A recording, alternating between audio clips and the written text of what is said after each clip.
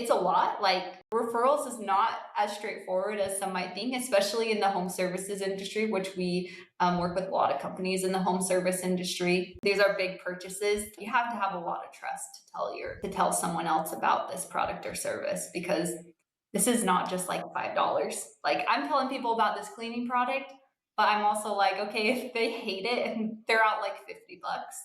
But if I'm referring a solar company and like they do a bad job, okay, now my friend's like out 30 grand. Like that's a big deal.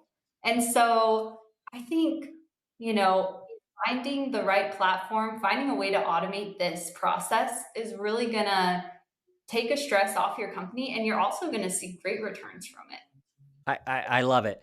I think there's so much just to build off of that. Here's something that I've been really surprised with while working at Snowball. We'll send out, because we do referrals all day, and we'll send out these referral requests. And just like you said, Caitlin, we'll find out pretty quickly from that request whether or not they're an advocate or if they're a detractor. If they're not happy, they're not going to be in the mood to send a referral.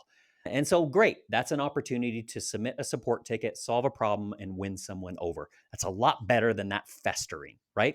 But what about these advocates, these people that say, because here's what we'll often hear. I think we've all been there, which is, oh, I love your service. Y'all have been amazing, but no one comes to mind right now. So here I've been asked to do something from a company I like. I can't give them what they want right now. And here's what we've learned is it's in that moment when we trickle back another request and say, great, no problem.